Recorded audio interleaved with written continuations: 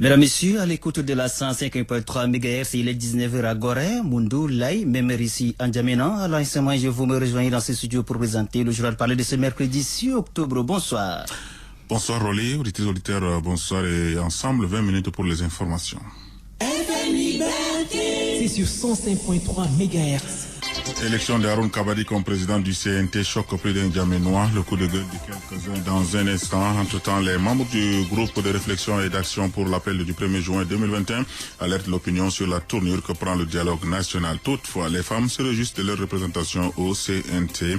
Et puis, à suivre dans ce journal, la déportation des jeunes des monts de l'Am vers l'extrême nord à la recherche du travail et l'arrestation de Labara à Dobiti pour le non-paiement d'une amende de 790 000 francs CFA. Mais qu'a-t-il fait exactement? Vous aurez la réponse au cours de ce journal. Voilà pour le résumé du journal, le développement dans une poignée de secondes. Tout d'abord, découvrons ensemble la minute du droit, le point 11 des résolutions 4032 de 1985 et 4046 de 1985 portant principes fondamentaux relatifs à l'indépendance de la magistrature adoptée par le 7e Congrès des Nations Unies pour la prévention des crimes et le traitement des délinquants tenus en 1985. La durée du mandat des juges, leur indépendance, leur sécurité, leur rémunération appropriée, leurs conditions de service, leur pension et l'âge de leur retraite sont garantis par la loi. Point 12. Les juges, qu'ils soient nommés ou élus, sont inamovibles tant qu'ils n'ont pas atteint l'âge obligatoire de la retraite ou la fin de leur mandat. FM Liberté sur 105.3 MHz. Retour sur l'élection et l'installation des 93 membres du Conseil national de transition hier au Palais de la démocratie. Même si l'élection du président du CNT est passée comme une lettre à la poste, celle de 9 autres membres du bureau s'est faite avec beaucoup de tractations. Mohamed Mangué, combien de candidatures en liste pour le poste de la présidence? 2 candidats étaient en lice, Ndia Haroun Kabadijak et Nouradine Deloa Kassire Koumakoy. Après des tractations sur le mode de désignation, Nouradine Deloa Kassire Koumakoy s'est désisté. L'essentiel, Ndia Haroun Kabadijak, qui est élu par acclamation. Nouradine Deloa Kassire Koumakoy justifie le sens de son geste. Je ne pouvais pas entrer en conflit avec lui. Je ne savais pas qu'il allait être candidat. J'étais candidat. Mais maintenant qu'il est candidat, je lui laisse la chance. Je ne vois pas être en conflit avec un enfant que j'ai élevé. Nous, vos aînés, vos grands frères, nous devrons vous aider à monter. Ndia Haroun Kabadijak, qui retrouve le perchoir, salue l'acte posé par Kassiri. Je voudrais remercier et féliciter le grand frère Deloa Kassire Koumakoy qui a présenté sa candidature et qui l'a retirée par un acte montrant la grandeur de l'homme. Cet homme politique que tous les Tchadiens connaissent, c'est ce qu'il fait. Le mode de désignation de Kabadi n'est pas apprécié par quelques conseillers. C'est le cas de Bebzoune Bongoro Théophile. La démocratie, c'est la règle de la majorité. Mais quand on ne donne pas la chance à tout le monde de pouvoir se présenter, ceux qui prétendaient présenter quelque chose pour la législature qui est devant démarrer aujourd'hui au titre du CNT, qu'on nous mette devant une situation où les décisions les plus souvent, l'usage a voulu que ça se prenne de manière consensuelle. Je pense qu'on a faussé un peu à la règle de l'expression volontaire d'un droit de vote. Il n'est pas interdit qu'on s'accorde sur l'essentiel. Il faut que ce choix soit forgé sur quelque chose d'objectif. Mais quand on dit que c'est des usages, c'est la pratique et que vous devez retirer votre candidature, bon, qu'est-ce que vous voulez? On a voulu aussi que notre voix tonne. Les autres membres du bureau ont été désignés par acclamation. Le conseiller Ahmed Dida Mohamed Al-Béchir dévoile son apport au Conseil national de transition. L'apport, c'est d'abord notre expérience, notre volonté de contribuer au changement dans notre pays. À travers nos actions politiques, c'est apparu, à travers le regroupement des partis qu'on nous représente, à travers le projet de société que nous voulons donc partager. Et je pense que c'est l'occasion aussi, peut-être, d'orienter les aiguilles dans une direction positive. Les 93 membres du CNT auront pour mission d'adopter des lois et contrôler l'action du gouvernement de transition. Mangué, l'élection de Kabadi à la tête du CNT a choqué plus d'un Tchadien, je le disais. Voici le coup de gueule de quelques Djamenois que grâce Louange Oudagé et Kodimadi Hortense ont interrogé ce matin. Le CNT, c'est toujours le régime spécial des débits. Normalement, Haroun Kabadi doit prendre le pouvoir il y a longtemps, mais il a refusé. Quand il a refusé, il doit refuser pour toujours, mais pas accepter maintenant. La population, on ne veut pas. Nous voulons le changement. Un président de l'Assemblée, c'est celui-là qui gère le pays. Mais après la mort du président, on croit que celui-ci n'a rien fait. Et jusqu'à là, le peuple attend son dernier mot. De notre grande surprise, il a été élu. Bon, on n'a qu'à voir la suite. Ce monsieur est à lui seul le président de l'Assemblée. Il est le SG du MPS. Il est maintenant président. Mais finalement, où allons-nous? Il n'y a pas autre Tchadien dans ces pays-là qui peut bien assurer les tâches qu'on le donne, ou bien il est un maillon faible pour ces systèmes. Le seul Kabadi là, il est le président de l'Assemblée, et même Kabadi là, qui est le secrétaire général de MPS, aujourd'hui on le nomme président de CNT encore. Donc il n'y a pas autre Tchadien que Kabadi. Je ne suis pas d'accord. C'est le seul Kabadi là qu'on lui a proposé d'être président de la République. Il a refusé par rapport à sa santé. Et maintenant pour être dans CNT, secrétaire général de MPS là, il n'y a pas la maladie. Je ne suis pas du tout d'avis avec la nomination du M. Haroun Kabadi.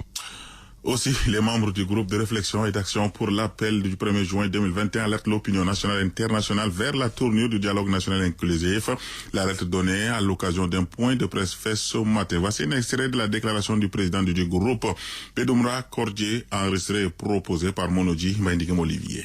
Le CMT, conforté par le soutien du gouvernement français et le silence de l'Union africaine, pose des actes qui acheminent le Tchad vers un semblant de dialogue national inclusif. Le CMT, malgré les multiples appels à attendre la conférence nationale inclusive et souveraine, a décidé de nommer les membres d'un parlement de transition, le CNT, composé en majorité de ses partisans, qui va légiférer pour lui et en son nom. Après des décennies de gabégie, de népotisme, de clanisme et d'injustice, le peuple tchadien ne veut plus de cette démocratie de façade et n'acceptera plus les tripatouillages électoraux. Le dialogue tel que voulu par le CMT, que l'on se prépare à servir par la force aux Tchadiens, ne sera inclusif que de nom et certainement sans effet puisque non souverain. Ce qui se dessine est un remake des forats sans lendemain de 2018 et 2020. Le gras appel du 1er juin lance un appel pressant à tout le peuple tchadien, à toutes ses forces vives, ainsi qu'à tous les amis du Tchad pour se mobiliser et imposer la tenue d'un véritable dialogue national inclusif aboutissant aux décisions exécutoires sur les points ci-après. Révision de la charte de transition,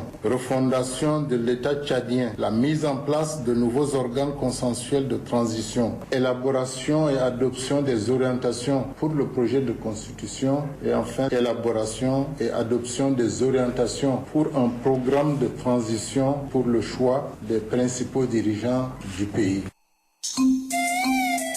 FM Liberté sur 105.3 MHz. Autre volet de l'actualité, le comité de surveillance du centre d'intérêt public du 8e arrondissement sensibilise la population du quartier sur les méfaits de la violence faite aux femmes et filles. La séance de sensibilisation a eu lieu hier au quartier Machaga sur le thème prévention et gestion des violences faites aux femmes et aux filles. Tom Kiva Tabakemay, compte rendu.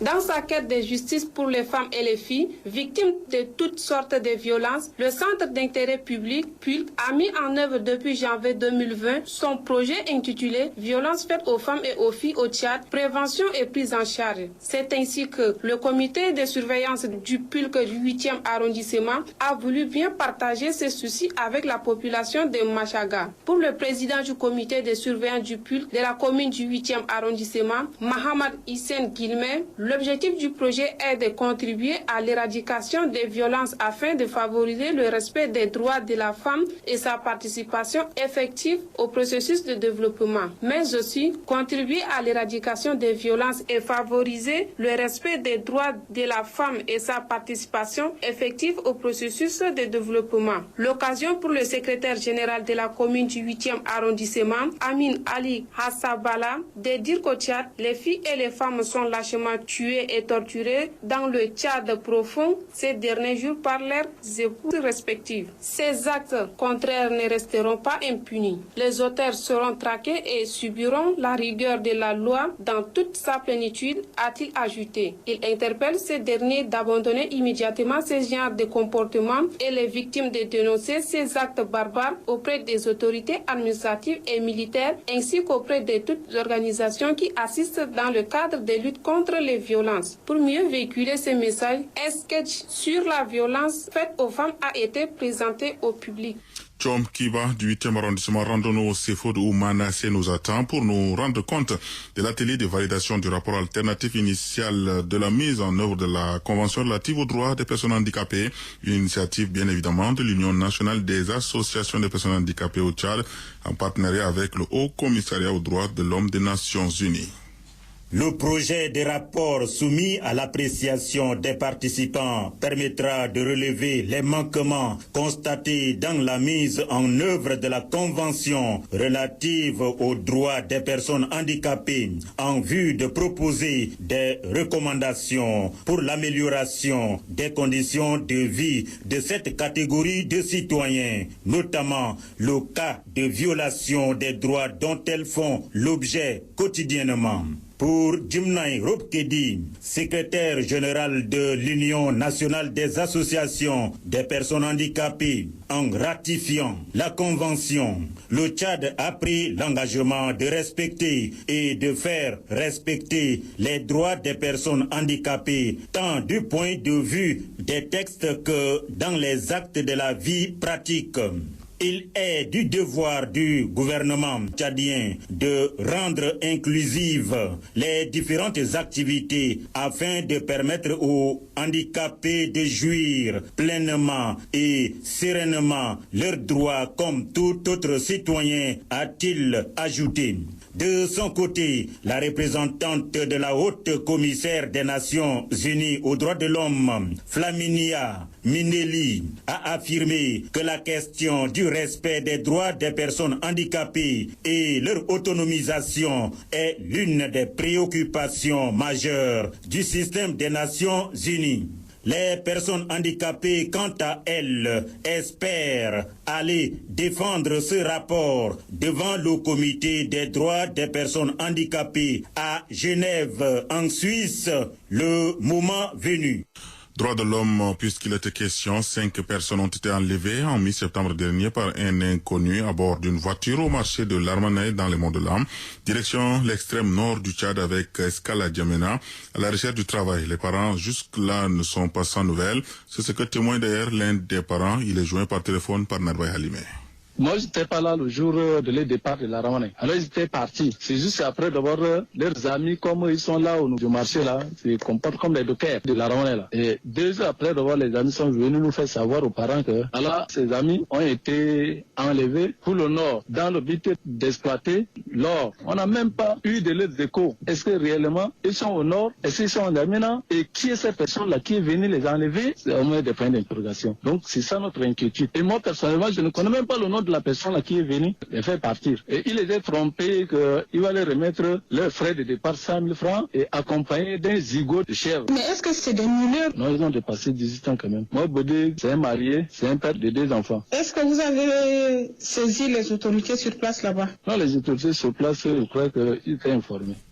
Selon nos sources, ces jeunes ont été interceptés à l'entrée du pont à 2 voies par la police en faction aux environs de 2 heures du matin. Mais sur l'instruction d'un colonel au téléphone, le véhicule a été libéré et le conducteur et ses passagers ont continué leur traversée.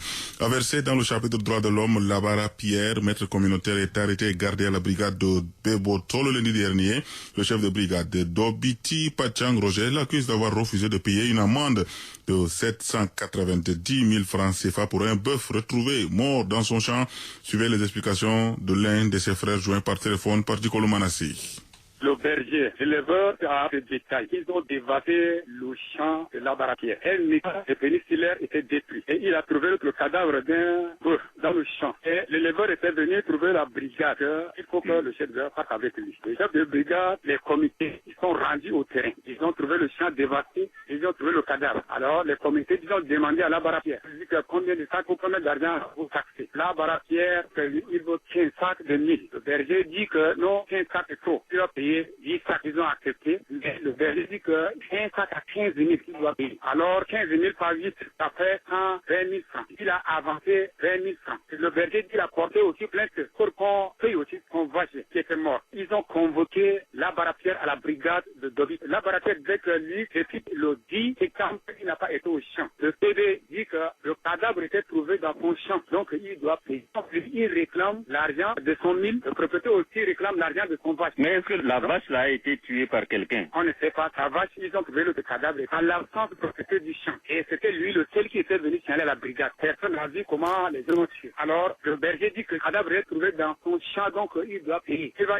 taxe 750 000 pour un bourg. Et le droit de déplacement, c'est 40 000. Le total, ça fait 790 000 à payer. Et il dit que non, il ne répond pas, donc il ne va pas payer. Que le lundi, le CV lui a donné l'autre soit transmis quand il est venu avec lui, avec votre en prison. Et jusqu'à là, le berger n'est pas venu encore. D'accord. Le chef de brigade de Dopiti, Pachang Roger, mis en cause dans l'affaire, refuse de donner sa version. Le ministère en charge de l'environnement a organisé hier matin dans un hôtel La Place Natil de lancement du projet AMCC Tchad, entendez Alliance mondiale contre le changement climatique, placé sous le thème renforcement de la gouvernance et de la résilience climatique au Tchad. Le dit projet permettra de consolider les acquis de la première phase et de poursuivre davantage les actions de renforcement de la gouvernance climatique, d'expérimentation, de capitalisation et de diffusion des pratiques innovantes et résilientes au changement climatique. Le point avec Commander Malfonse. Lancée en 2007 par la Commission européenne, cette initiative vise à approfondir le dialogue et la coopération en matière de changement climatique entre l'Union européenne et les pays en voie de développement, en particulier les pays les moins avancés. Dans le Tchad, l'ambassadeur chef de la délégation de l'Union européenne, Cornelis Kuit, fait le point de quelques défis à relever. Le premier défi est la question permanente du financement de nos engagements respectifs vis-à-vis de l'accord de Paris de 2015 sur le climat. La contribution déterminée au niveau national a été faiblement mise en œuvre. Nous osons espérer que la situation économique du Tchad s'améliore et que les fonds publics locaux soient mis à contribution pour financer une partie de la CDN révisée qui sera présentée à la COP26 à Glasgow au Royaume-Uni. Le deuxième défi est le non-accès du Tchad au financement climatique. Le ministre en charge de l'environnement, Mamad Ahmad Lazina, qui présidait cette cérémonie, est aussi conscient des enjeux de ce projet. Ces projets dont l'ambition est d'aider notre pays à accroître la résilience des communautés et des écosystèmes du Tchad par la lutte contre les effets néfastes des changements climatiques a été acquis grâce à la convention de financement signée le 6 mai 2020 entre la République du Tchad et l'Union européenne. Ce nouveau projet qui marque la seconde phase du programme AMCC+, au Tchad comprend 3 principaux résultats qui ne peuvent être obtenus qu'à travers une bonne collaboration et une synergie d'action entre les ministères concernés, notamment le ministère de l'Agriculture, de l'Élevage, de l'Énergie et de l'Économie. Alpha, et puis pour terminer ce journal, nous sommes dans les locaux du lycée collège Les Patriotes Setawal Ngoumna. Hier, il y a eu remise des prix d'excellence aux bacheliers de la promotion 2021. La cérémonie s'est déroulée en présence des parents, enseignants, autorités administratives et de l'inspecteur départemental de la lutte commune. Doumbel Mono Junior, publie reportage. Parents, amis, connaissances, enseignants et autres invités de marque, tous debout, ont poussé des salves d'applaudissements accompagnés de youyou pour accueillir les lauréats. L'occasion pour le directeur fondateur du lycée collège Le Patriote d'apprécier à sa juste valeur les efforts consentis par les enseignants pour arriver à ces résultats. Bogol Lamé Emmanuel. Je suis fier de votre acharnement, de votre engagement à faire réussir ces élèves. Peut-être c'est un secret, je vais vous dire ici ma première famille commence avec mes élèves. Parce que j'ai consacré toute ma vie pour faire réussir ces enfants. Les lauréats, quant à eux, expriment leur reconnaissance aux enseignants pour leur dévouement. Nous, bachelières et bacheliers du lycée moderne Le Patriote de Walia, avons l'immense joie de rendre nos sincères gratitudes à vous qui nous avez soutenus durant l'année. Je montre avec plaisir et grande satisfaction nos reconnaissances aux directeurs fondateurs, aux administrateurs, aux enseignants et leurs efforts à nos côtés. Les parents de leur côté se disent satisfaits du résultat de leur progéniture. C'est quelque chose qui m'a impressionné à l'endroit de mon enfant. Dès qu'il a fait son entrée en terminale, il a dit maman, je vais obtenir mon bac. Pas seulement obtenir le bac, mais avec mention. Au nom des parents qui ont obtenu avec mention assez bien, j'exprime aussi ma joie d'un père content parce que nos enfants ont fait notre fierté. Le temps fort de cette cérémonie est la remise des prix aux lauréats ainsi qu'aux enseignants enseignants, ce sont des ordinateurs, des dictionnaires et des sacs à dos. Merci Mono Junior pour ce reportage tout en couleur. Point final pour ce journal, mais avant de nous séparer, retenons simplement que quelques citoyens que vous avez entendus refusent que Kabadi revienne à la tête du CNT parce qu'il disait être malade. Et le groupe de réflexion d'action pour l'appel du 1er juin 2021 dit que c'est une navigation à vue. Et puis, un bœuf retrouvé mort dans son champ, Pachang Roger, croupi depuis lundi à la brigade de Dobiti. Point final à ce journal réalisé par Agnès Platon, mise en onde par Alaouyou Dingorom. Je suis à l'SM 11. Très bonne soirée à tous et à demain.